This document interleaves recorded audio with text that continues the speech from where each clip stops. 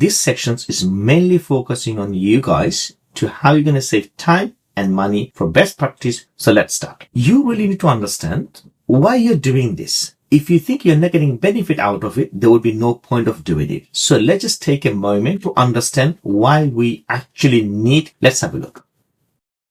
I searched this online on Google, just typed theory test failure rates, and it's quite surprising. I didn't even believe that amount. It says 47% of people are passing their test, which means more than half of the people are failing their theory test in every year. However, on a yearly basis, the ratio jumps up and down, but the 50% averagely we can say they are failing and passing. This is the reasons why we're creating these videos, so we can help you and get this rate slightly better. Okay, so what are the reasons people are failing? On Theory Test Pro, these are the reasons why they think people are failing the theory test. The number one is preparing for hazard perceptions. That's 33% of people are failing on hazard perceptions. Finding the time to revise, which means people are not doing enough revisions. Third, and that could be the possible reasons, the terminology within the questions. So they don't understand the terminology, the terms, the wording is used within that questions, within that theory test. Fourth, knowing what to study. So not getting to the right materials they want to study, either outdated materials or not, they're not getting the up-to-date informations and they're just studying anything and everything what they can see on online or front of them. So knowing the right study materials, it's important, and that's about 28% of people who are just don't know what they're doing or what to study. Now, the fifth reason what this says is understanding the road signs. People are getting the right materials, but they're not understanding the stuff what they get in front of them. So again, that's quite high amount as well. It says 27% of the people who have got the right materials, but they don't understand how to use it. So these are the main 5 reasons what we come across to have a look at how we can make it better so you can success your theory test in a first time and we save time and money. So let's move on. How to save time, money and pass first time your UK theory test. How are we going to do it? It's by understanding the test format. That's the first options we're going to look. Understanding the test format. Second, what we're going to do, we're now going to study smart, not hard. We're not going to push ourselves too hard. We're going to understand how to do the smart work. And that's what we're going to look at. Third, the right way to practice. Fourth, we're going to avoid the common mistakes to learn from other people's mistakes. We're not going to wait for our mistakes to happen to learn from it. We're going to learn for people making those mistakes and we're going to fix it by ourselves. Fifth, how to passing your test first time. And the sixth, what to expect on your exam day, and we will have some tips for you on that sections as well. To understand the test format, UK theory tests are 2 parts of the test. One is a multiple choice questions, and the second part is a hazard perceptions. How does the test format works on the both? We're now going to go on the government website and have a look at it. Fourth, we're going to look at on the same video is how the scoring system works and the pass criteria for the both tests. So let's move on to government website, www.gov.uk/theory-test. So if you click on this website or the link, you should landing on this page. Once you come to this page, it says what is we're looking for. It's a book your test. You must have a professional driving license to book your theory test. So we can have it seen here. Professional license is a very important thing, and without the professional license, we can't really continue from in here. We have looked at it, how to apply for a provisional driving license. So if you don't have your professional license with you or not on the process, I would suggest go back and watch the last previous sections and then come back in here. There are 2 parts of the test, which it says in here, multiple choice questions, hazard perceptions, a video test about the spotting the hazard on the road. Now, what you need to understand in this paragraph says you book and take them as a single test, but you must pass both part of the test to get the certificate. Although you book one test, but you have to pass the both part of it in order to get the pass certificate. Okay, if you fail in one sections, the test will be failed. So you have to pass the both of them to get this pass certificate. So that's the almost what we're going to get from these sections. Next, what we do, we move on, we click on the multiple choice questions and we move to the next page, which is in here.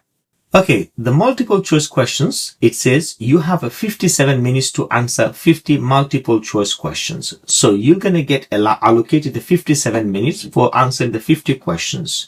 You need to understand that 57 minutes is not for your whole throughout the theory test. It's only for your multiple choice questions to answer your 50 questions. Okay. Moreover, only you need to answer the 47 on the questions which will have multiple choice answers. We'll have a look at as we continue. Before you start your test, you'll get instructions how does the test works. So very important that you pay attention to it if you're going for the very first time. How does the instructions works for your test? Okay, then you have a chance to practice questions before to get used to with the screens before you start your actual test. So they will give you one or couple of questions to practice with the screen, to get used to with the computer, used to with the mouse, and used to with the, your positionings of your sitting to start your test. So this testing period is not part of your 57 minutes.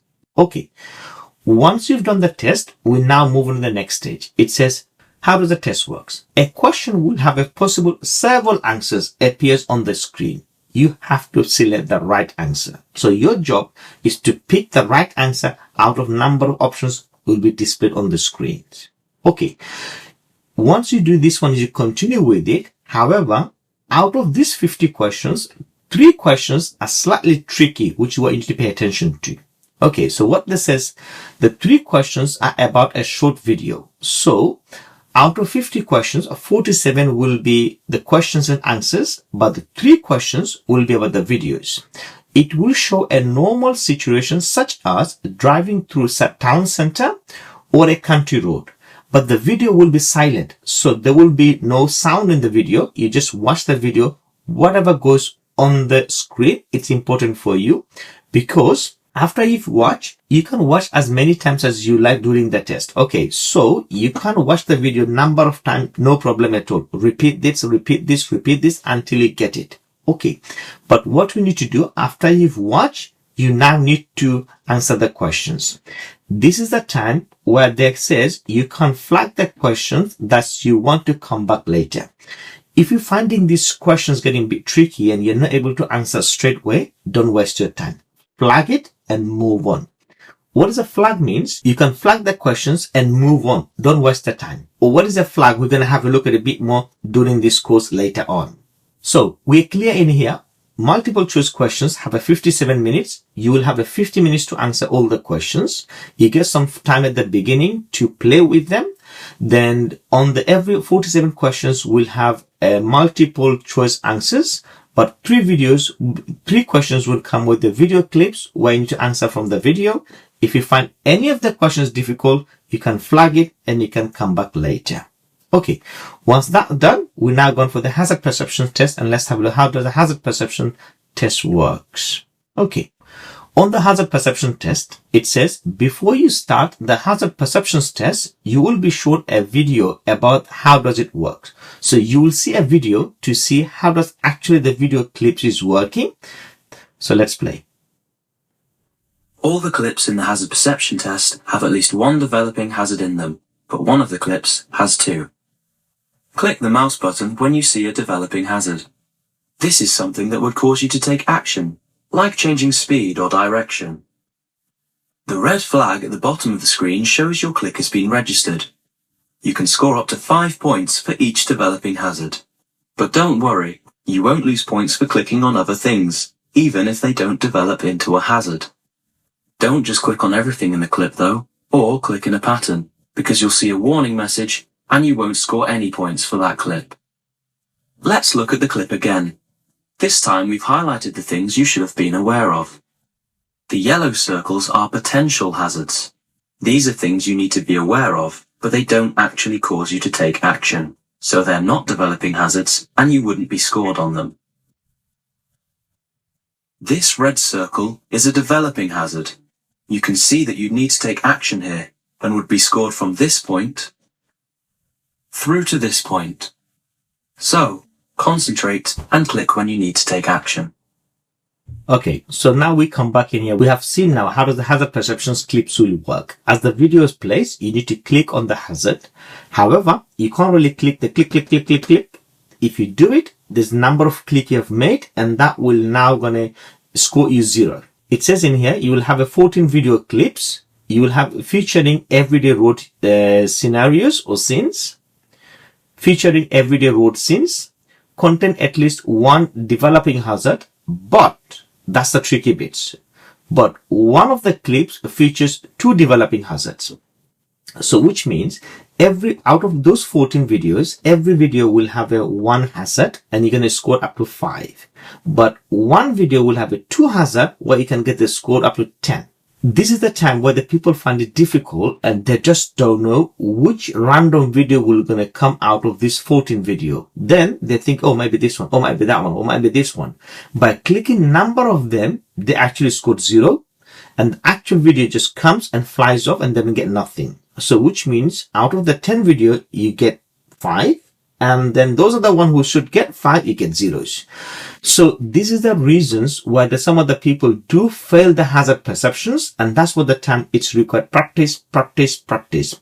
Once you've done enough practice and scoring about good amount, like 95% of the pass rates, that time it shows you really understand what's going on and you can developing, which is you can pass the test. Okay, so now we have looked at how does the test works on hazard perceptions as well as the multiple choice questions. We're now going to have a look at how does the pass mark works. Next, we're now going to have a look how does the pass mark works for the test result. So we can see in here multiple choice questions, which will be 50 questions you're going to get. So out of 50 questions, you get a 50 points, but you have to get minimum 43 to pass. On a hazard perceptions, the maximum points you can get 75 out of these 14 videos, including the one with the 10 points. And the pass mark is minimum 44. Okay, which means you might have missed the timing of the click out of 5, or you might get scored 0 or nothing, or you have missed it, whatever the reason. But whatever the reason is there, you have to have a 44.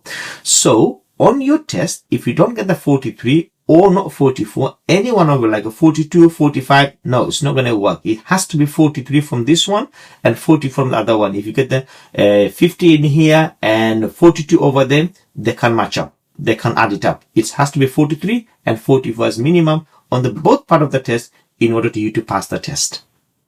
Okay. Now, we're hoping you have enough practice, enough training, and then you're going for the test and you scored this amount to get your pass certificate. Okay, once you have the pass certificate, it will last for 2 years. And that last 2 years, it says you must pass your driving test in that time. Otherwise, you have to come back and sit down on your theory test again. Hopefully, we're not that. And that's why we're going to have a look how to do the driving test. We're focusing on how to get up to here to passing your theory test.